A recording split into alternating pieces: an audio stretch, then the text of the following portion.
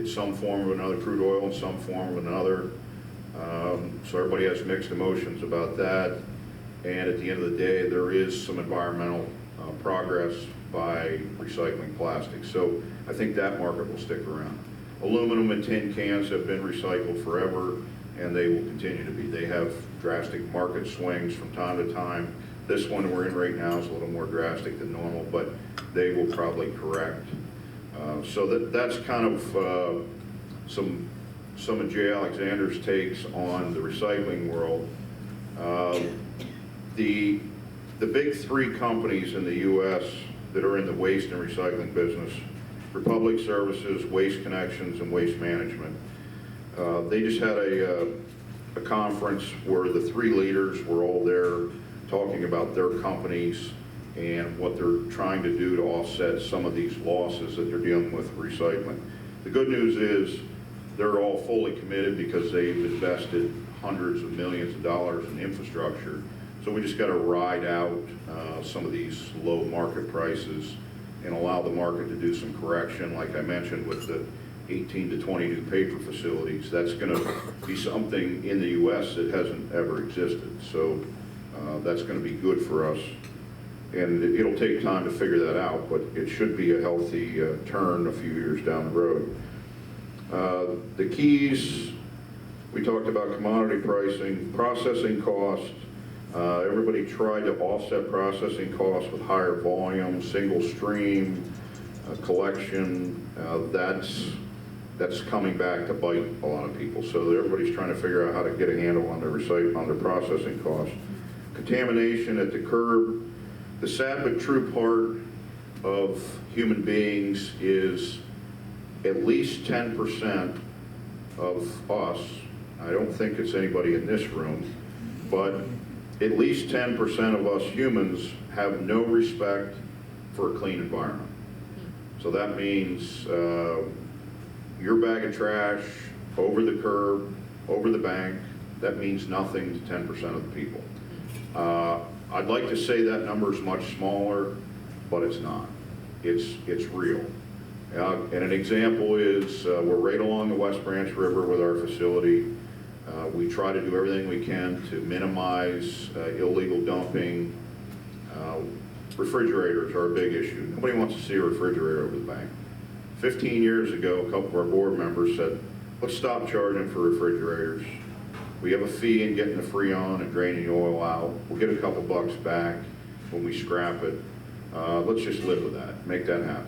Okay, we'll make that happen. So we don't charge for appliances for Clinton County residents.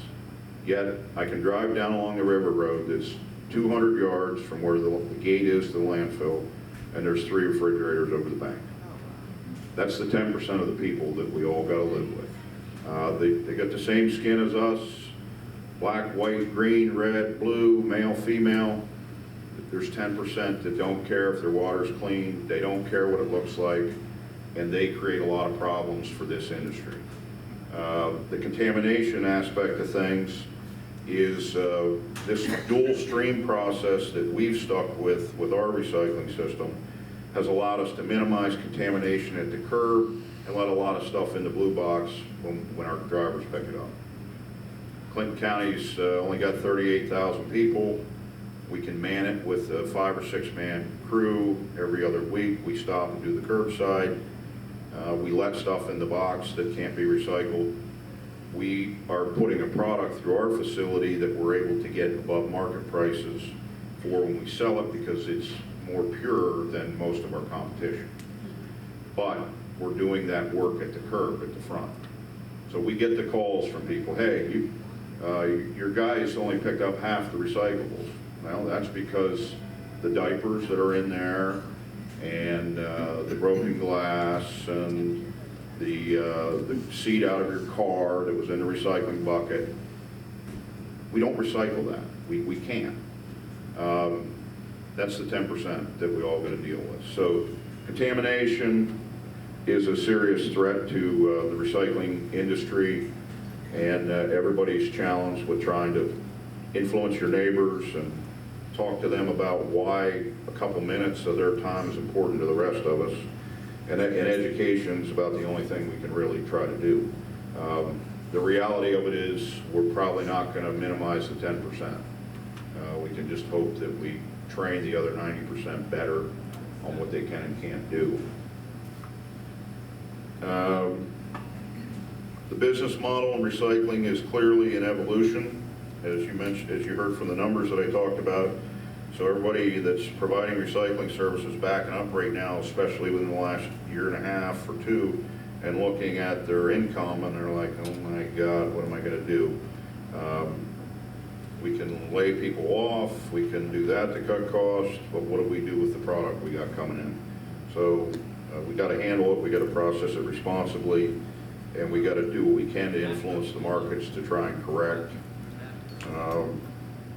What the big three companies feel is coming in the recycling industry is that we are evolving towards the process that if you pay $20 a month to get your household trash picked up, you're going to soon be paying $20 a month to have your recycling service done.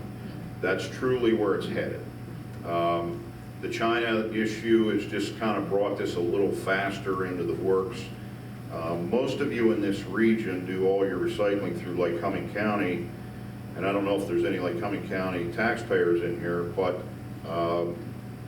if you're a Lycoming County taxpayer, this next comment's going to hurt a little bit. If you're anybody outside of Lycoming County, you should send a thank you letter to the county commissioners, because they're taking your recycling and they're losing $1.5 million a year doing it. Their budget last year in their recycling program, bottom line on their budget, $3.5 million in operating costs to provide recycling services to this region.